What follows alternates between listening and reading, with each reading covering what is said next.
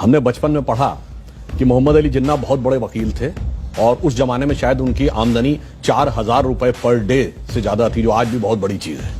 और मोतीलाल नेहरू उससे भी बड़े वकील थे। मैं पूछना चाहता हूं, ये उस जमाने में हजारों रुपए पर डे की आमदनी के लिए पेमेंट कौन करता था? किसी हिंदुस्तानी का मुकदमा लड़ रहे थे क्या? भारत तो बहुत गरीब था, हम तो अकाल और भूखमरी से झेल रहे थे। पेमेंट कौन कर रहा था? अंग्रेजों के मुकदमे लड़ रहे थे ना, इसीलिए तो। और मैं यह भी बताना चाहता हूं, जिसमें अशफाक उल्ला खां, राम प्रसाद बिस्मिल, चंद्रशेखर आजाद, काकोरी कांड, जो लखनऊ के पास ब्रिटिश सरकार का खजाना क्रांतिकारियों ने लूट लिया था, ब्रिटिश सरकार का वकील कौन था? JN मुल्ला, जगत नारायण मुल्ला, कांग्रेस के नेता खड़े थे ब्रिटिश सरकार की तरफ से कि इनको फीस कौन दे रहा था? उनको सरकारी वकील थे ना, तो सरकार से ही तो फीस ले रहे होंगे। अब मैं एक दो फैक्चुअल बात कहता हूं, वो तो विषय अभी सावरकर जी का माहौरकर जी बताएंगे।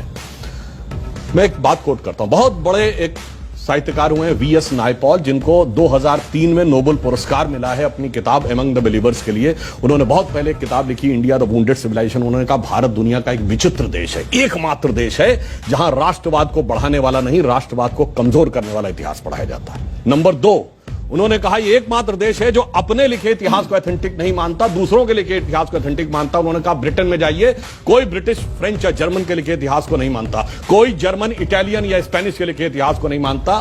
कहा उससे भी बड़ा आश्चर्य यह है कि ये विदेशियों के लिखे इतिहास को ही प्रामाणिक नहीं मानता है, जिन्होंने इस पे हुकूमत की, जो इसके दुश्मन थे, उन दुश्मनों के लिखे हुए इतिहास को प्रामाणिक मानता है।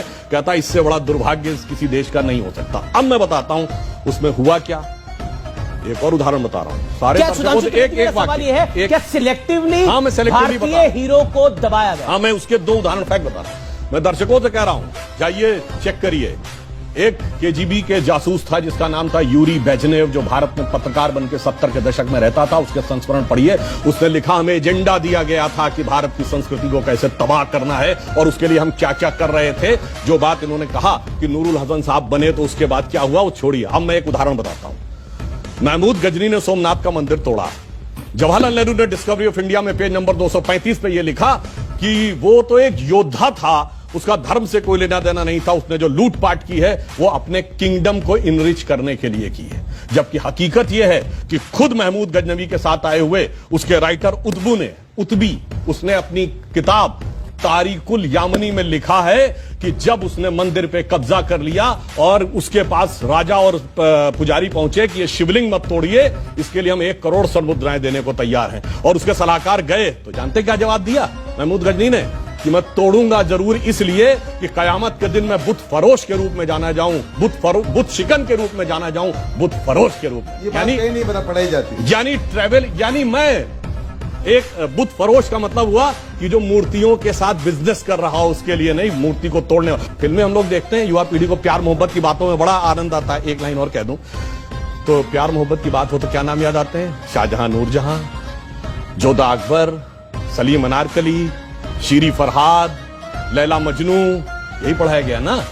जबकि एक मुगल बादशाह बताइए जिसकी 1 दर्जन से कम ऑफिशियल बीवियां रही हों, और एक भी बादशाह बताइए ऐसा कैसा प्यार था तो 10-10 के साथ हो जाता था। स्त्री के प्रति समर्पित निष्ठावान प्रेम का प्रतीक 3 पीढ़ियों से हमारे दिमाग में ऐसे भर दिया गया कि बच्चे से पूछिए तो उसे यही याद आता है। इसे कहते हैं एजेंडा, और एजेंडा सिर्फ एक तरफ नहीं था। इंडिया गेट के सर्किल पे घूम जाइए, बाबर रोड, हुमायूं रोड, अकबर, वो सब तो अलग है। आपको मान सिंह रोड भी मिल जाएगी, मगर राणा प्रताप रोड नहीं मिलेगी।